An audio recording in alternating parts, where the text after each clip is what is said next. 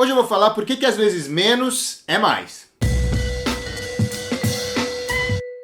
O Danilo já falou certa vez que não é preciso que todo leitor mate o chefão, e você pode ver isso aqui se você ainda não viu.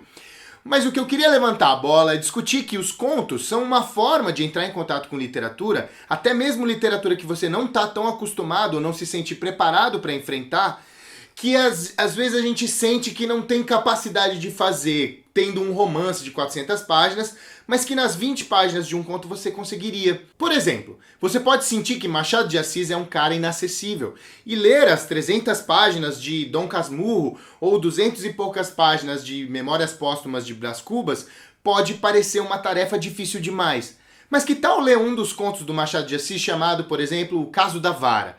Nesse conto, bastante curtinho, o Machado vai discutir como que o brasileiro fica sempre muito preso nessas relações de favor, e ele vai abordar essa brasilidade através de um narrador irônico, uma série de características que estão presentes no Machado de Assis dos romances, condensadamente através desse conto. O que eu quero dizer é que o Machado de Assis está presente aqui, e que o conto não é um jeito menor de fazer literatura só porque a extensão dele é menor.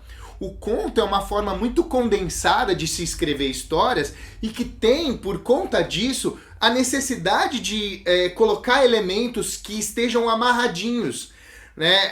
A dinâmica do conto faz com que ele tenha todas essas características do autor muito exacerbadas. E eu sinto que é um lugar pouco valorizado, especialmente no ensino médio. Os professores, muitas vezes, com boa intenção, querem que o aluno leia 300, 400 páginas de um romance, mas não entendem que a maioria dos alunos vai acabar desistindo no meio ou não vai entrar em contato com a obra com a profundidade que você poderia dar. Para fazer um contraponto a isso, eu gostaria de lembrar que quando eu estudei letras na Universidade de São Paulo, a gente estudava os autores através de contos, porque os professores já partiam do princípio de que para você ter o comprometimento de ler um romance durante 400 páginas, isso exige muito, e que a gente não ia dar conta, mas de repente você se comprometer por 20 páginas, você consegue. E isso é muito interessante porque as características do autor estão condensadas ali. Um outro conto do Machado que eu muito recomendo e acho que ele é brilhante para quem gosta de coisas misteriosas e etc. e que é um aspecto da obra do Machado que muitas vezes fica negligenciado, eu recomendo que você leia o conto A Causa Secreta. Nesse conto, o Machado vai trabalhar com elementos quase Edgar Allan Poe, com toda uma ideia de fazer um narrador e personagens que são sádicos, e ele trabalha isso e trabalha dentro de uma perspectiva que a gente vê em contos de terror e etc. E é um aspecto que às vezes poderia ajudar pessoas que estão no ensino médio, jovens e etc., que às vezes se sentem afastados de uma literatura que parece muito sofisticada e que está lá nos romances. Não é só o Machado de Assis, mas há uma série de contistas brasileiros e estrangeiros que são fascinantes. O próprio Murilo Rubião, de quem eu falei num outro vídeo, ele só escreveu contos. Júlio Cortázar, que é um excelente escritor franco-argentino, tem contos que são extremamente poderosos, que passam mensagens incríveis, como, por exemplo, A Autoestrada do Sul, que acho que todas as pessoas das cidades modernas deveriam já ter lido. Com tudo isso, o que eu quero dizer é que, quando às vezes a gente fala sobre contos, a gente quer dizer que a gente está falando sobre simplesmente uma literatura menor. E não é que, por causa da extensão dela ser menor, você estaria fazendo uma literatura que é ruim ou que é de menos qualidade. O que acontece é que dentro da dinâmica de um conto bem escrito, você vai ter condensados ali elementos que fazem daquela história algo realmente poderoso, como uma bolha sempre prestes a explodir, ao contrário de um romance que é algo mais extenso e que permite que você vá curtindo e conhecendo os personagens de uma maneira um pouco mais suave. O conto, sempre tudo está em muita tensão.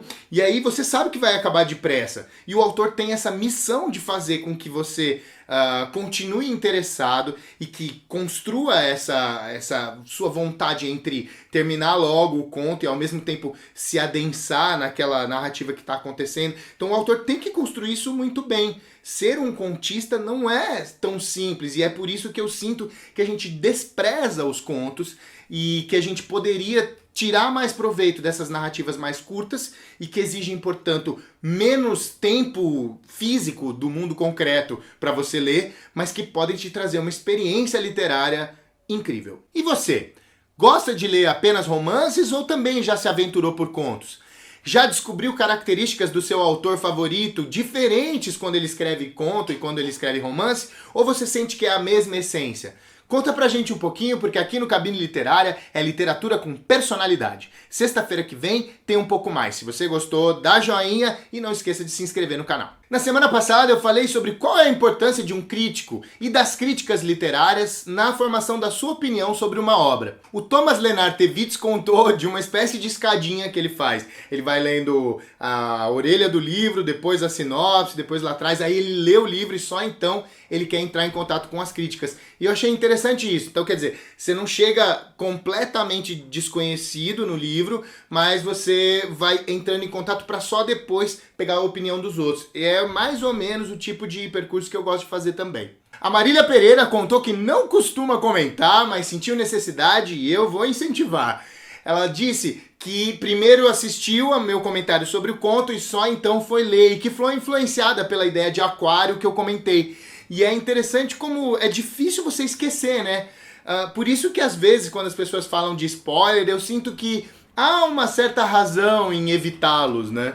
No sentido de que a gente sempre acaba sendo influenciado, pelo menos em alguma medida, pelas coisas que a gente já conhece. E se a gente já sabe o final da história, não tem como a gente deixar de ser influenciado pelo menos um pouquinho por isso. O Inurra, que é um engenheiro, falou que não foi muito influenciado por essas questões que eu falei lá no vídeo, porque afinal ele é da exatas e não entende muito dessas coisas, mas que de toda forma gostou da narrativa.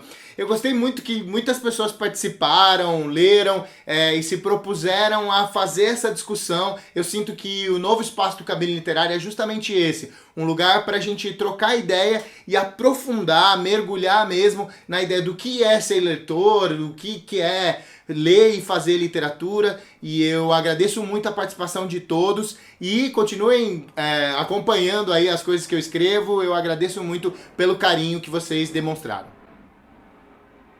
E chega. Is over. Você quer cantar uma música? As pessoas esperam, né? Você estava falando de criar expectativa. Exato. Mas As pessoas querem o final do vídeo. eu falei de conto, né? Vamos falar. Era uma vez um lugarzinho no meio do nada, com sabor de chocolate, cheiro de terra molhada. Era uma vez um negócio contando pro outro, Né? tristeza contando pra outra, nessa tal felicidade. Não é da minha época, galera.